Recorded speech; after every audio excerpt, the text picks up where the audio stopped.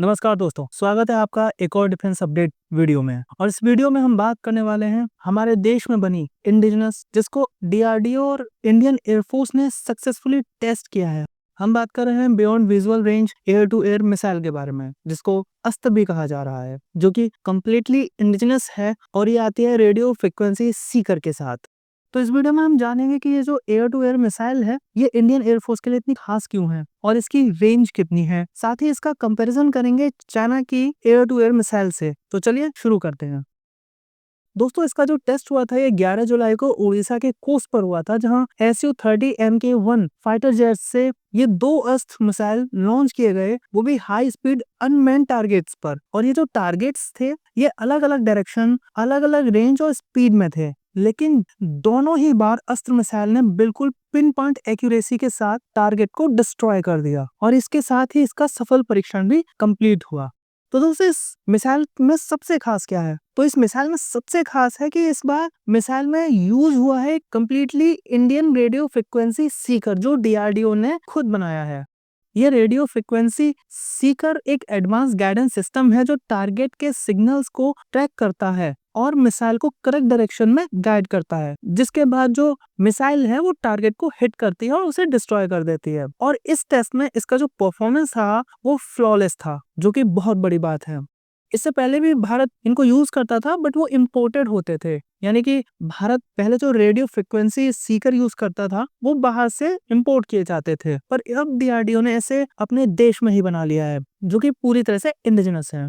दोस्तों, इसी सीकर के साथ इस सिस्टम की रिलायबिलिटी भी प्रूव हो गई, क्योंकि जिस तरह से इसने अलग अलग डायरेक्शन में और अलग अलग स्पीड में टारगेट को हिट किया वो काफी परफेक्ट था।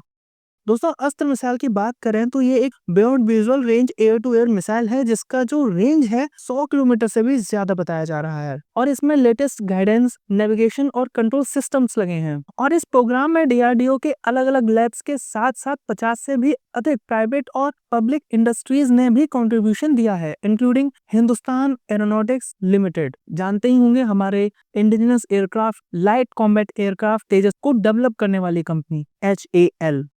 दोस्तों, एयर टू एयर मिसाइल एक ऐसी मिसाइल होती है जो फाइटर जेट या एयरक्राफ्ट से छोड़ी जाती है और दूसरे हवा में उड़ते एयरक्राफ्ट को टारगेट करके उड़ा देती है। ये मिसाइल हाई स्पीड पर फ्लाई करती है और उनमें एडवांस गाइडेंस सिस्टम होते हैं, जैसे रडार या इंफ्रारेड, जिसे वो एनिमी एयरक्राफ्ट को एक्यूरेटली हिट कर सके। दोस्तों, 2 तरह के टाइप ऑफ गाइडेंस होते हैं, जैसा कि मैंने आपको बताया, इंफ्रारेड गाइड और रडार गाइडेड। तो जो हमारे ये जो मिसाइल है अस्त्र, इसमें यही रडार यूज किया गया है, रेडियो फ्रिक्वेंसी सीकर।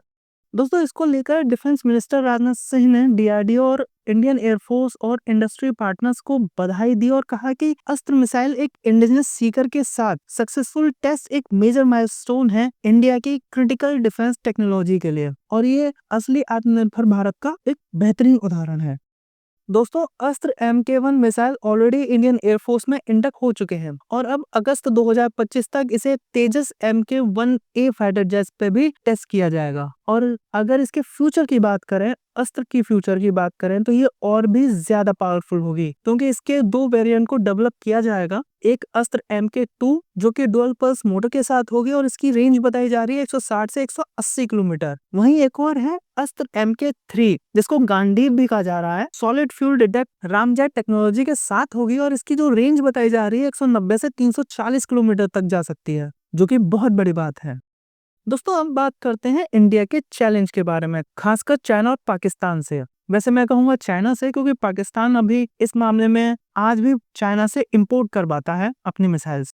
तो दोस्तों, चाइना के पास है PL-15 air to air missile, जिसकी रेंज 200 किलोमीटर से 300 किलोमीटर तक की है और ये अभी भी LAC पर एक कंसर्न बनी हुई है। और पाकिस्तान के पास भी उसका एक्सपोर्ट वेरिएंट है PL-15E, जिसे उसने, जाहिर सी बात है, चाइना से ही इंपोर्ट किया है और इसकी जो रेंज बताई गई है 145 किलोमीटर है। दोस्तों, मई 2025 में जो ऑपरेशन सिंदूर कंडक्ट किया गया था पाकिस्तान के विरुद्ध, उसमें पाकिस्तान ने अपने JF-17 और J-10 CE जेट्स के साथ इंडियन एयरक्राफ्ट के खिलाफ इन मिसाइल्स को यूज भी किया था, जिसका उसे कुछ फायदा तो नहीं हुआ बट यूज तो किया ही था। और इन मिसाइल्स को इंडियन एयरफोर्स ने रिकवर किया, वो या तो पूरे थे या पार्शियल थे। और इससे ये साबित होता है कि पाकिस्तान के पास जो मिसाइल्स हैं उनकी जो परफॉर्मेंस है रिलायबल नहीं है और वो इंडियन इलेक्ट्रॉनिक काउंटर मेजर्स के आगे फेल हैं। दोस्तों, अस्त्र एक इंडिजिनस सीकर के साथ सक्सेसफुल टेस्ट इंडिया के डिफेंस टेक में गेम चेंजर है। ये सिर्फ एक मिसाइल टेस्ट नहीं था बल्कि एक मैसेज था कि भारत अब अपने एरियल वारफेयर सिस्टम में किसी पर डिपेंडेंट नहीं है और जब तक अस्त्र MK2 और MK3 रेडी होंगे, इंडिया की एयर कॉम्बैट कैपेबिलिटी और भी नेक्स्ट लेवल हो जाएगी।